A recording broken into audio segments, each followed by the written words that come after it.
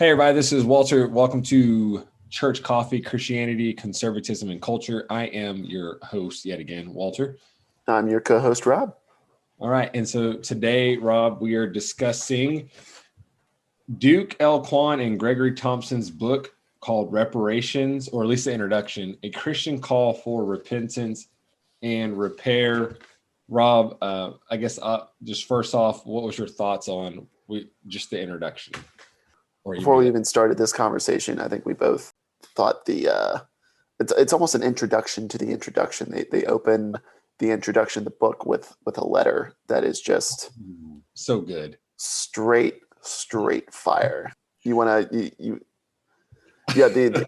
basically former master has written his former slave and kind of asking like, hey, the farm's going to shit without you. Can you come back? And former slave is like, yeah, sure. But you owe me and my wife back pay for the last 20 years or 12 years or however. And it's a very sarcastic, backhanded letter that's basically like, you owe me.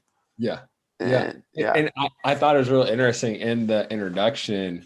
Let's see if I have the former. It was written August 7th, 1865 from, it's a weird spelling. It's a weird spelling. I think it's probably pronounced Jordan Anderson. Yeah, I bet it's not pronounced that way. So it's fascinating, right? Jordan Anderson is saying, hey, you want me to come back. You said we're cool, but your best way of showing me that you're going to actually treat me right and my family right is, you owe us all this back pay for this many days, for this many years. And as soon as you fulfill that, I will know in good faith that you have changed and that you will do right by people. I mean, I just thought the letter, you're like, wow, that makes a case, right? It makes a strong case that, hey, you owe me for this, for these lost years of wages that I did not get. Yeah. So, I thought that opening to the opening was really strong. It's definitely like both a historical way and also pulls at the heartstrings a little bit. I will take this time to say Greg Thompson is my former pastor. Yeah, at Trinity Presbyterian Church here in Charlottesville, Virginia, and he's still a member. And I've read his dissertation as well. It's a 450-page, more or less biography of Martin Luther King. Really? Yeah, and so he did his dissertation, I'm pretty sure in the religious department of the University of Virginia. If not, it was the sociology department, but I'm pretty sure it was the religious department of UVA. Greg is probably one of the best preachers I've ever heard, and I'm interested to see where the book goes. I am as well, and I can't wait to be able to get a copy and at least read. I mean, I'm not the biggest heavy reader, but when something really piques my interest, I'll start diving in and be like, okay, hey, what's this about? What is this about? And kind of give me, what are your points? Like boom, boom, boom. Yeah. I'm very expecting two preachers to know how to convey some heavy topics pretty accessibly. That'd be good. So shall we talk about the introduction, man? Yeah, let's do it. Okay. I know we're, kind of free rolling here, but what was the area of the introduction that you thought was, I don't know, whether interesting or that you highlighted, or even better yet, what was the first area that you highlighted outside of the hard-hitting introduction letter? Well, based off that question, I think the first thing that jumps out on my notes is right after that. It says, we should briefly state that racism, as used in this book, has three elements to it. First, classifying human beings into distinct races due to presumably fixed and hereditary physical characteristics. Second, assigning notions of inferior mental or moral capacities correlated with those physical characteristics.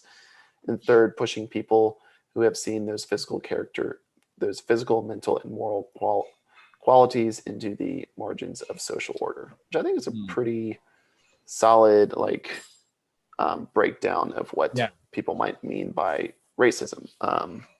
Racism in and of itself, it's often been classified as a biological falsehood, but a sociological fact, because we're all like, a different race biologically speaking, would be like of humans would be like Neanderthals, right? Because you're black, I'm white, but we're both Homo sapien. I mean, the only real difference there is pigmentation of our skin. Right. You don't sunburn as easily. I sunburn a lot easier than you do. And my daughters tan well. Yeah. So, right. Like, yeah, I think I enjoyed or appreciated them breaking it down into those three distinct categories, I could say. I did appreciate that. He also even talks, I want to say later on, he talks about white supremacy.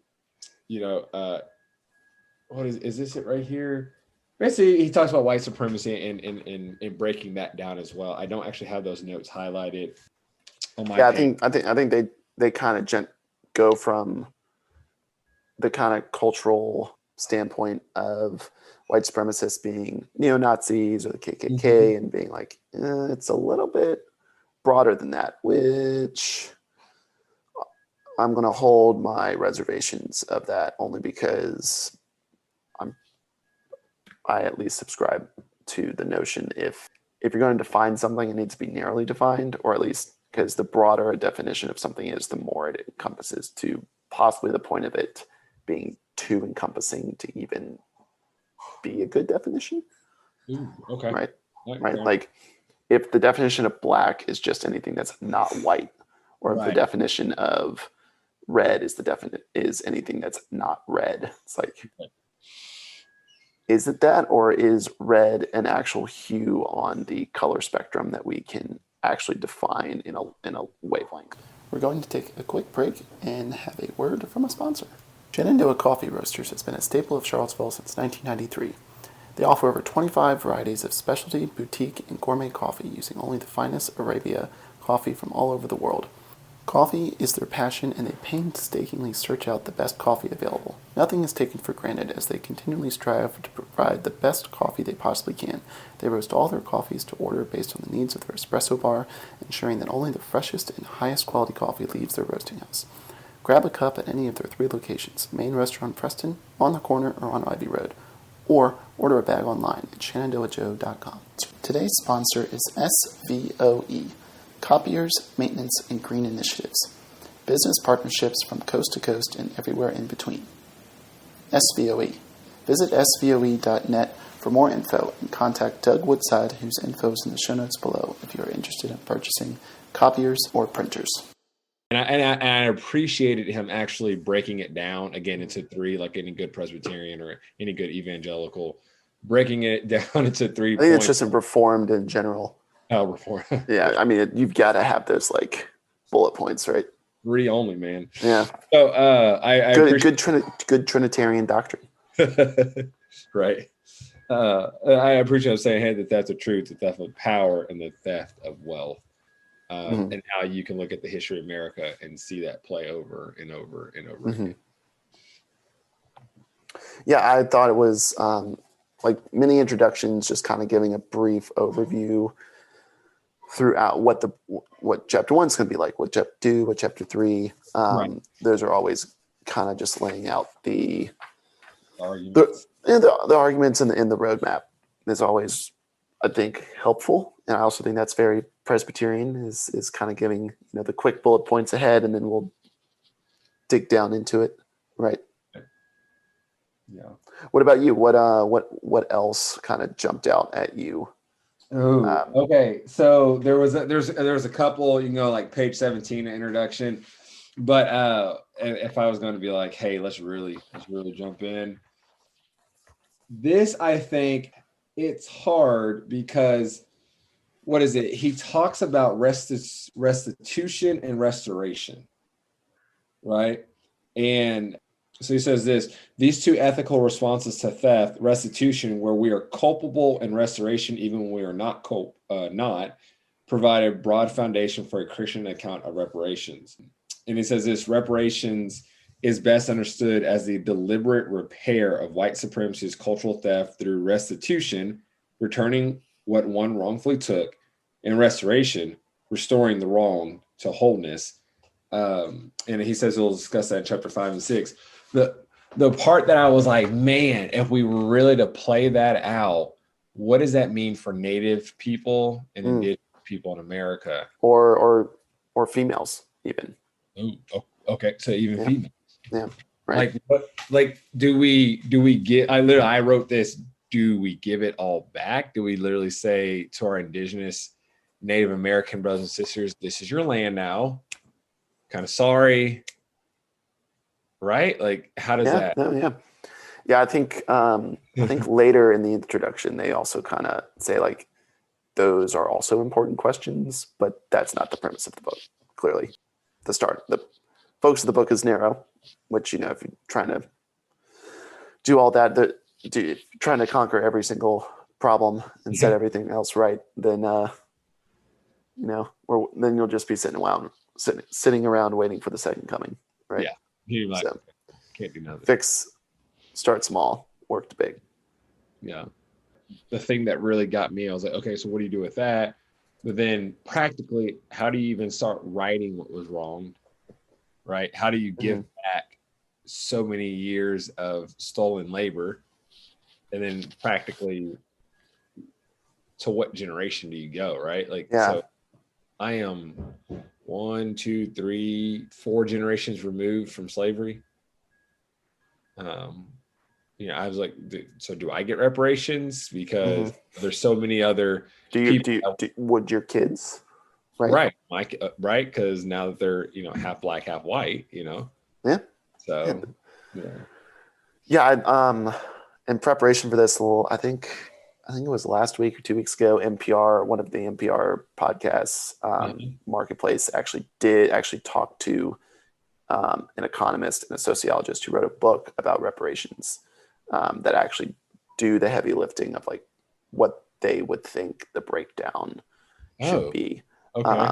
And they at least had a lot of really good points towards some of those minor questions that a lot of people would consider practical, like who gets reparations. And they broke it down very easily, where it's just like, if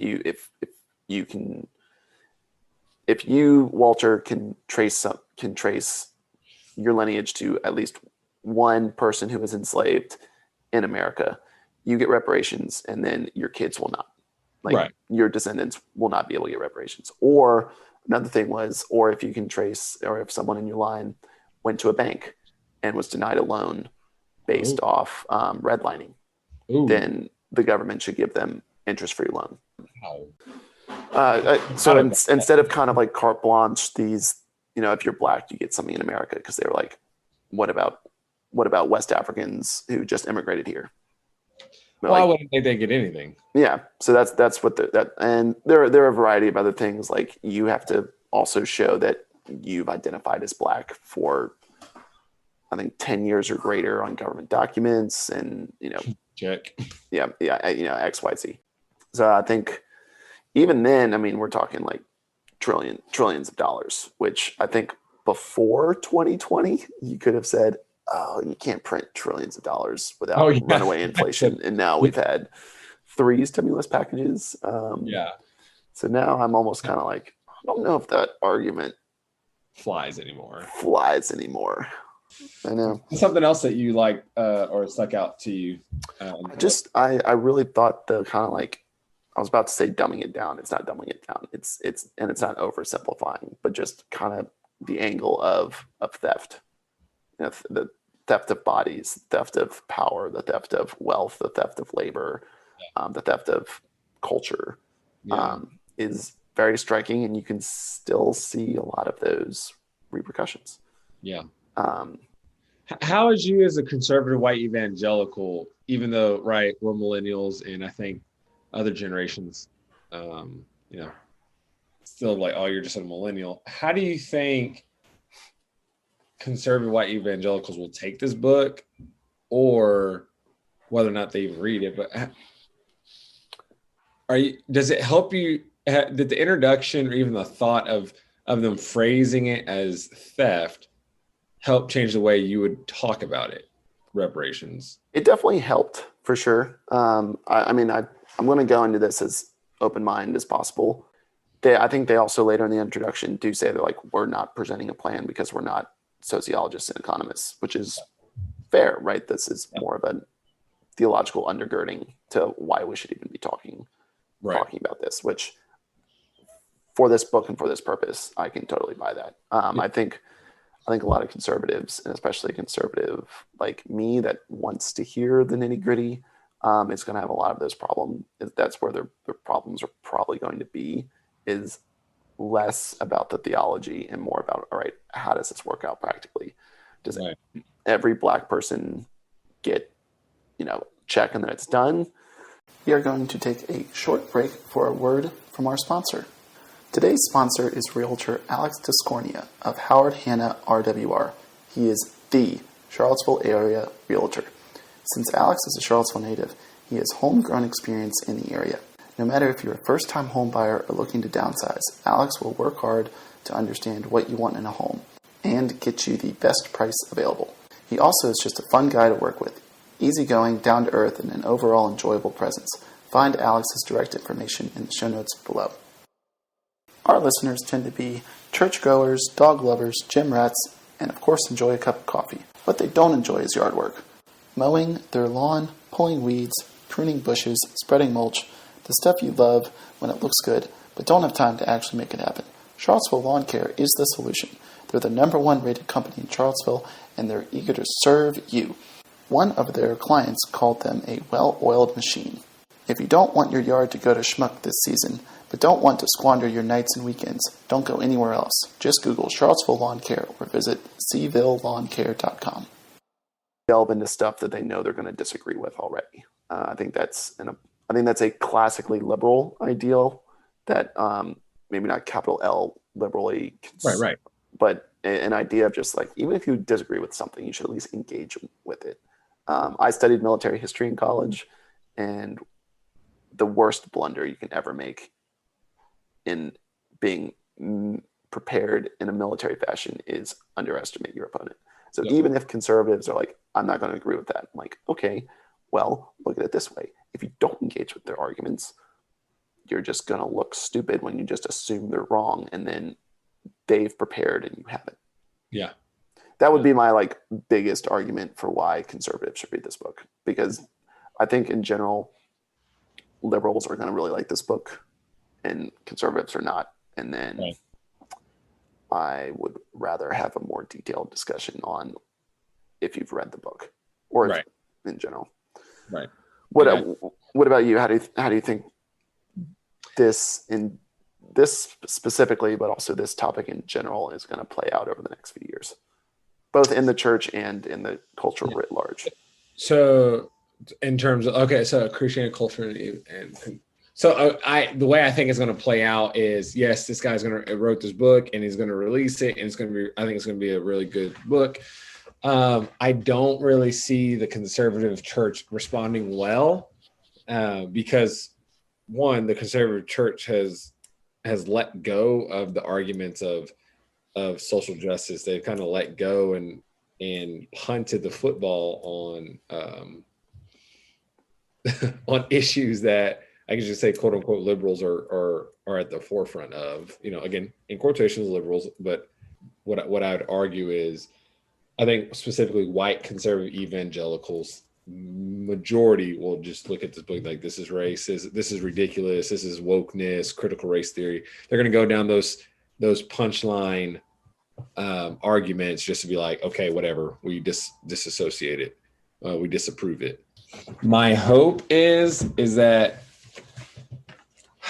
I mean, honestly, Rob, my main hope is that people would engage with the topic of reparations and would engage with it in a healthy way, and would engage with it in a way that says, let's hear one another out. And even in the church, it'd be my hope that the church would even somehow lead the charge. Whether, let's say, we saw some of the mainline denominations be like, yeah, we realize this is an issue, that's why we're dedicating 10% of every church tithe for the next 10 years to, I don't know. Yeah. Something. Helping for housing or something like that. Yeah. Education. I don't know. Training. Yeah. That's like them. I think somewhere else in the introduction, they specifically say, like, we are asking churches to start giving reparations, and thinking about that not as just like we're going to give cash payouts, but like trying to think about it and how that could be played out practically. Like maybe dig into the land or the building you bought. Like, was that a part of a racial covenant at any point? Or I know Princeton and Georgetown, both of those, which were started as theological seminaries, both of those originally were able to be started because several donors sold a bunch of slaves and donated that money. And so now, if you can trace your lineage to any of those slaves for those two institutions, they will let you in for free and pay for your college. Like if you can positively show connection. Which kind of sucks because you're like, wait, you wanting me to show the connection that our system actually tried to destroy? Okay. Yeah. But what I want to say is, I think that is more than a great start of saying, wait a minute, hold on, we stole, we took, let's give back. You see Zacchaeus doing it, right? And we said, okay, how do we help the process of restoring? And I don't remember if you remember in our last podcast, we had talked about what is conservatism. We said small incremental changes. And I think if we were to look at reparations over, not just like, okay, right now, everybody right now, but I think if we were to look at it over, hey, over the next 2 generations, how are we moving things towards restoration? And what is that? Restoration and I even say renewal, but I guess it's really the same thing. I think that would be it's restitution and restoration. There it is, restitution and restoration. I think that would be, that's what we need to be. Yeah, there's in that same NPR podcast, there's a town, I think in Illinois, I don't know the specifics, but they're giving out interest-free mortgages to it sounded like any Black person in the town for the next like 10 years or something like that. I do not know the specifics of that. That could be totally wrong, but they are doing something along those lines where it's not a cash payout, but it's like, hey, owning land, intergenerational wealth is probably the biggest thing, probably the biggest driver between the average white person, the average Black person, or the average brown person. That's a little bit more nebulous because brown could be sub-Saharan. That brown could be Mexican, or brown could be Arab, which are two vastly different. Yeah, that's not a good comparison at all. But a big difference between Black and white households is intergenerational wealth. Like my parents own their house, I own my house. Like that's a leg up. It is right there. So I think a lot of conservatives and probably just a lot of people in general have a gut reaction against reparations because when they hear it, they automatically assume handouts, cash payout to all Blacks, bar none. Which there's been 3 primary reparations plans that have like come out of academia. None of them deal with it like that at all, right? Because they know it's a much more complex situation. Way more complex. Yeah, I like the idea of interest-free loans. I think that's pretty. I think that's pretty genius. Or be like interest-free loans, 60 years. We're gonna make it as cheap as possible because back in the day. Although, as we talked about also on our last podcast, it is gangbusters interest rates right now. So giving interest-free loans right now is almost what's happening for everybody. Right now. Yeah. I think on our house loan we're at 2.8%. Gosh, that's insane. I have friends who have like 2.3. And you're just like, wow, this is almost free money. No such thing. I know, right? No, someone's gonna pay for it in the end. Yeah. But to our earlier conversation, in the next, I could see reparations making some movements or some type of reparations moving through the current administration, except depending on how the House changes on the next cycle. Mm-hmm. I could see it gaining steam, But with President Biden out of his first 100 days, I mean, right? Maybe it won't gain any more steam. Maybe. Yeah, I think that'll largely depend. I mean, they want to do stuff. I mean, just like Republicans 2017 through 2019. I mean, they went gangbusters for stuff. I think the Democrats are going to want to do a bunch of stuff too, to show that they've done stuff. Right. I think the difference is the Democratic Party is a much broader umbrella than the Republicans are. So it's a way more cats to herd, and those cats are a lot more varied. A lot more. So, yeah. I especially am looking forward to how they frame it via Zacchaeus, and the other one was Good Samaritan. Yeah. They say on 18 and 19, we do not intend to suggest that the church alone is responsible for, or indeed capable of, the work for reparations. Nor do we intend to suggest that all expressions of the church are identical in their needs for a work such as this. Right. They're clearly trying to signal like, hey, this is meant to be talked about by the church. That doesn't mean you, the person that's reading your church, needs to pay 100%. Maybe they pay less, maybe they pay none. Because what? Like, yes, everyone should, from the author's standpoint, everyone should talk about reparations, whether it's Black, white, Hispanic, Asian. But that doesn't necessarily mean that your church should pony up. Which I agree with, right? Like, however, I would say this, Rob, and maybe I should say it lightly. I can understand a Latino church, Asian and Pacific Islander church not paying anything, right? I could see that, right? It makes sense. Yeah. But white evangelical churches, I'd be like, specifically, maybe our Presbyterians and our Baptists. You know what I'm saying? Like, yeah, I think that's another really big thing. Another book I read over the summer, White Too Long, was I think it was within this past decade, somewhere between 2010 and not even 2020, somewhere between 2010 and like 2016, maybe 2017. Southern Baptist, like, they did a really big inventory of their own finances, and the first Southern Baptist seminary was financed fully, or not, if not fully, like a majority by the sale of slaves. And Southern Baptist, unlike Georgetown and Princeton, were basically like, yeah, this happened. Sorry, guys, can you forgive us? And then kind of moved on. It's kind of like, that's like, I'm not sure what else is needed. And maybe what Princeton and Georgetown are doing is maybe not the right thing. I think it sounds pretty straightforward. Just given they're not giving every Black person free admittance or a free ride.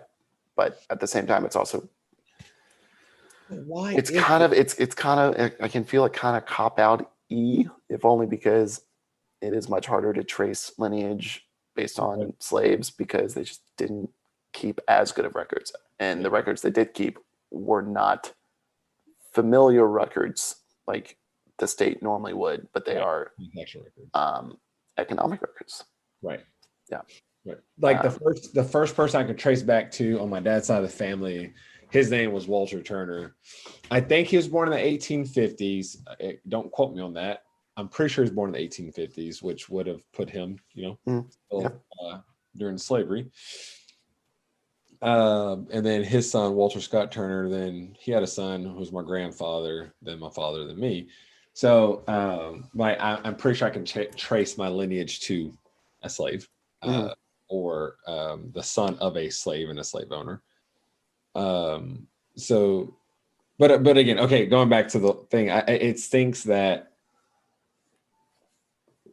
churches, what I would consider the conservative church, or at least in my head, I just have this picture of the conservative church being like, we're not doing anything. This is stupid. That's not the gospel.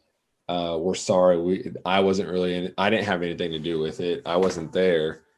I just think, like, if the Southern Baptists realized that, hey, one of our very first churches or seminaries was financed by slaves, and all they're going to say is, I'm sorry, I'd be like, all right, I'm out. Well, I think we've talked about this briefly also before. Like Southern Baptists were created because they held a Baptist convention and basically said, if you're a slave owner, you definitely can't be a missionary, and I think you couldn't be a pastor. So all the Southern churches were like, fine, we'll just be Southern Baptists. And that's not a great start to a denomination. Right.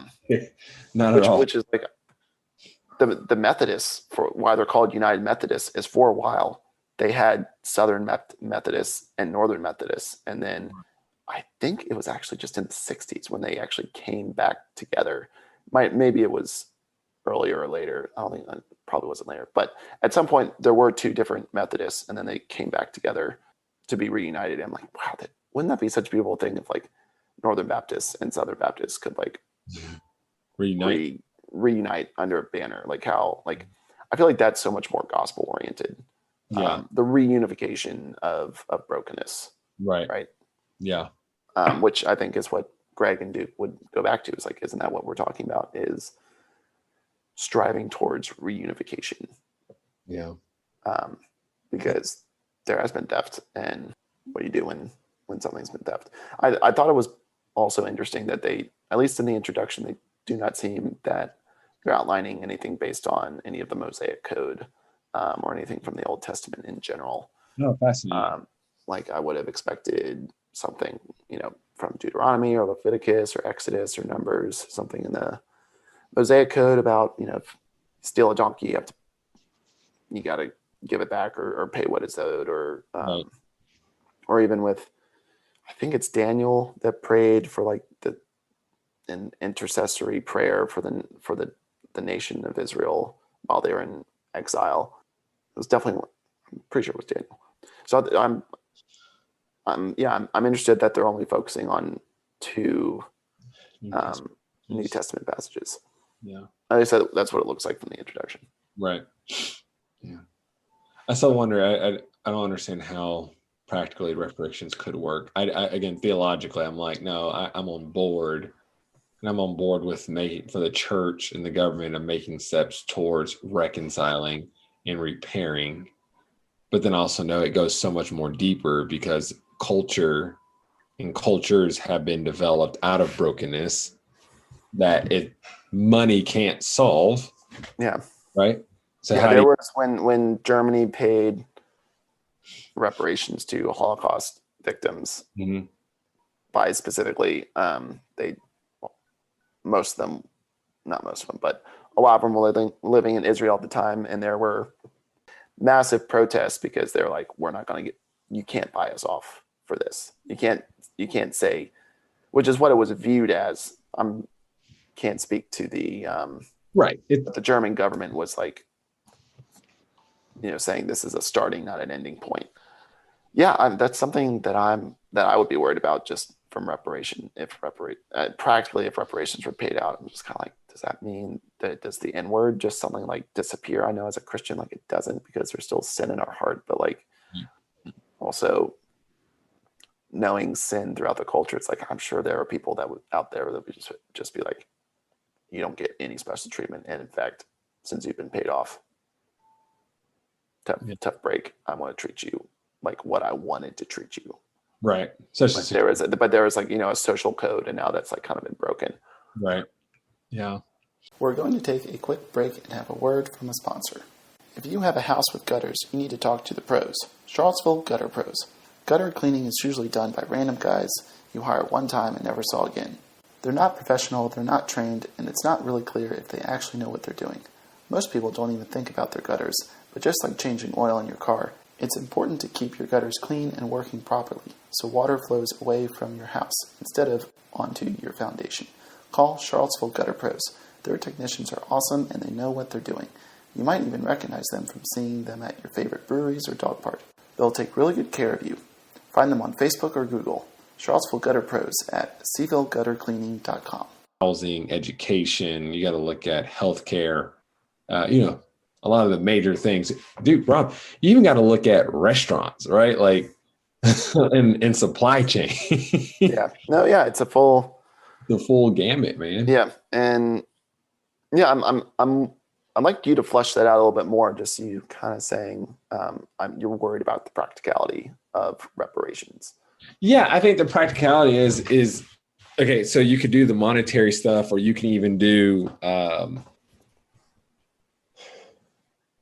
interest-free loans or free loans and stuff like that. But how does it help change culture? Mm-hmm. Right? Like if culture isn't changing, if people's hearts aren't changing, those are good things to do. But I'm concerned about people and their perspectives changing. I want people to be able to walk down the street and not be judged, but I also want people to, and I know I've probably taken us on a tangent. So my bad, Rob. I apologize. Yeah, we're just two guys, man. I know, right? But it's the culture that's hard because just as much as the culture of policing has significantly and terribly affected Black folks, I also look at you could give my family and all that. You can do reparations and all that for us. You could say interest-free loan, which I'm like, okay, perfect. I'll take it, because that interest could be going somewhere else. I'll gladly take it. Mm-hmm. But I'm still concerned about the culture and how I'm going to be viewed as a Black person, how others are going to be viewed, how police are going to be viewed, how there's just it's all going to ultimately get politicized, and it's going to be like even just more fuel to the fire that is our current political landscape. Well, then how about this? Let's take politics, socioeconomics out of it. Let's bring it down, and let's do a little thought experiment. And I will just put myself in there because I don't have much to lose, because my country, the farthest my line extends in this country is 1912. That's the earliest. So we did not own slaves. There's no slavery in my past. But let's say wait, hold on. Your hair 1912? The earliest I guess a third generation American. Oh. My great grandparents, all my great grandparents, first immigrants. Like that's wow. Earliest they came to the country was the earliest I can trace my roots in this country is 1912. Wow, that's so cool, man. But let's do a thought experiment and bring it down more towards, say, Good Samaritan, even Zacchaeus framing. If I somehow found out that somehow my ancestors owned a slave, just a slave, right? Like they weren't plantation owners of hundreds of slaves. It's like, nope, they definitively owned someone. Don't know how they were treated.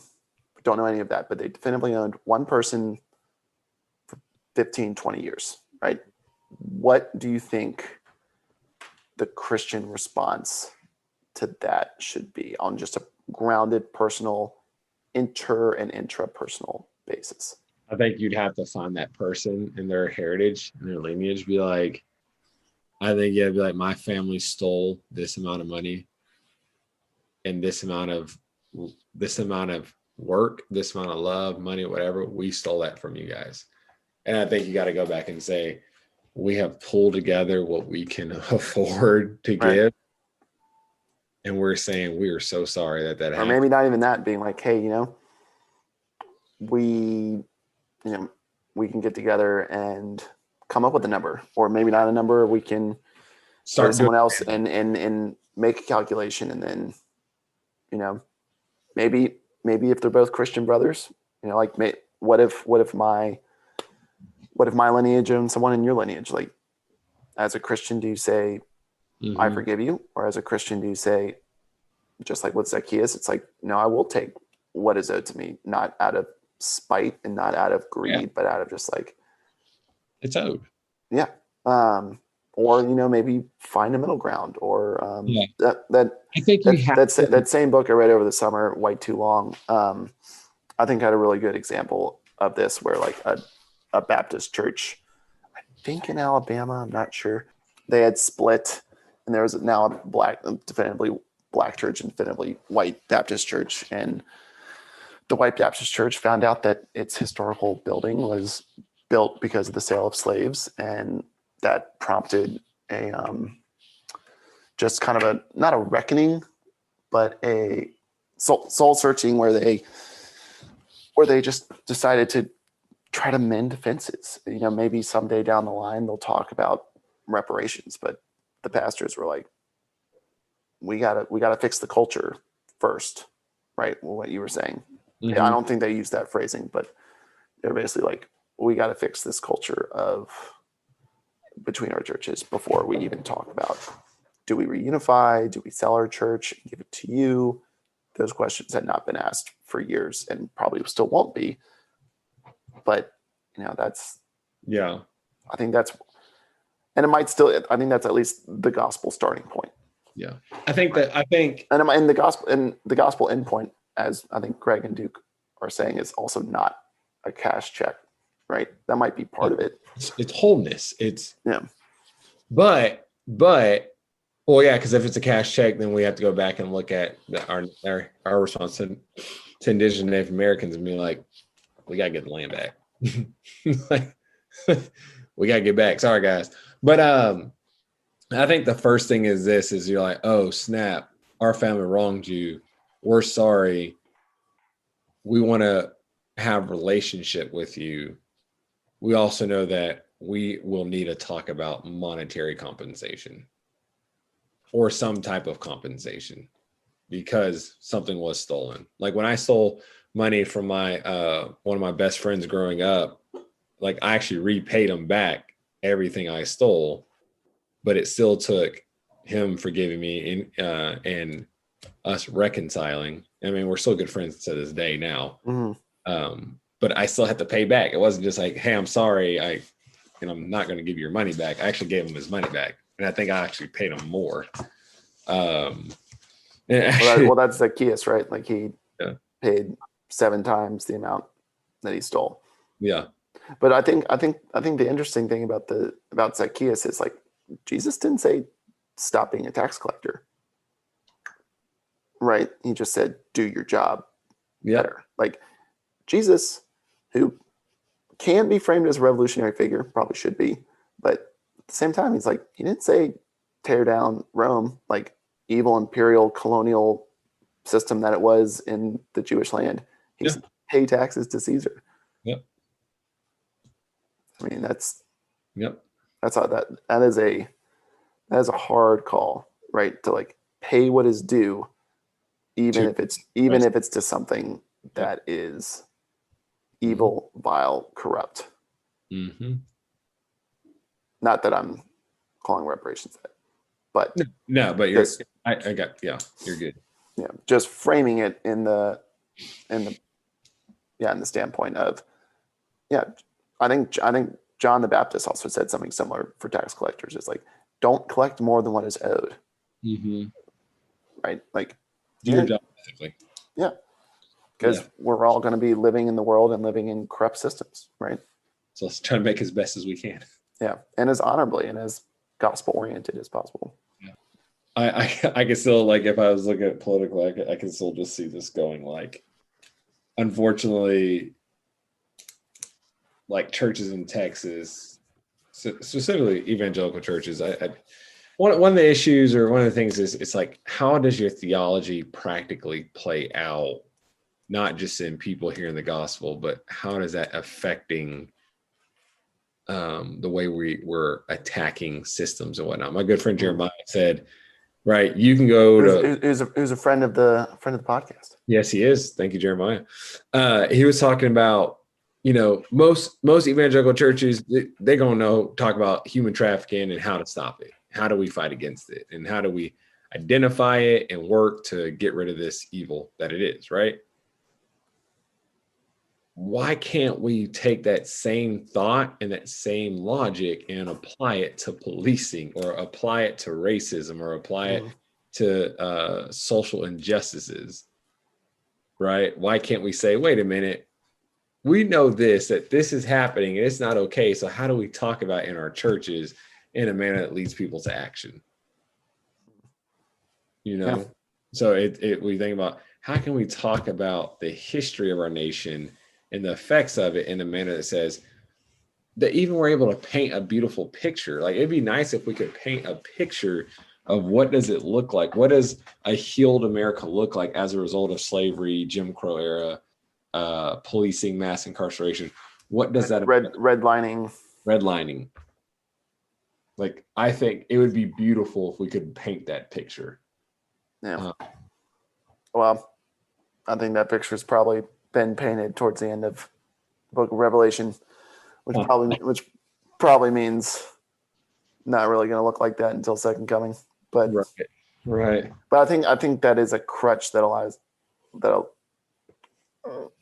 not to harp on evangelicals or conservatives in general, but I think that's a stereotype, which means that it's somewhat true, is that like, don't focus too much on the second coming, right? Like, yeah, everything's going to be made new, but the Lord's Prayer does say on earth as it is in heaven. Yeah, but it also says, give us this day our daily bread, right? Right. So I think for me, it goes down to, we're going to work towards the kingdom, knowing it's not going to fully come now, but it's coming and it's entering into, so we're going to work for it. But ultimately, I do realize that right now, Christ, though he has conquered sin and death, he has not come back again. There's still an enemy, sin and evil still in the world. We're going to live godly lives in the midst of all that. We're going to tell about the gospel. We're going to live out the gospel. And until Jesus comes or he calls us home, like, I will do what the Lord has called me to do, to love my neighbor, love my enemy. Even though, the latter part of that is the hard one. We got that one wrong. Apparently loving your enemy is shooting him. Yeah. But, so. Do you want to, is there anything else that stuck out at you towards the last part of the introduction? No, not on mine. And I should say we are reviewing the introduction because it at least was freely available online. Right. Doubtful now that the book is out, that it is freely available on the website for Reparations, reparationsproject.com. But that is why we are reviewing the introduction. Yep. Yeah. No final words. I think it's it's just one of those things that, hey, I think it's good. I think we ought to fight towards it. I know that it's not going to happen now, but hopefully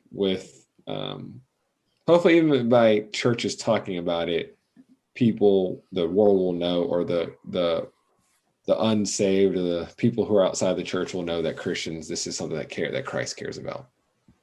So, yeah. Well, yeah. Thanks for the conversation.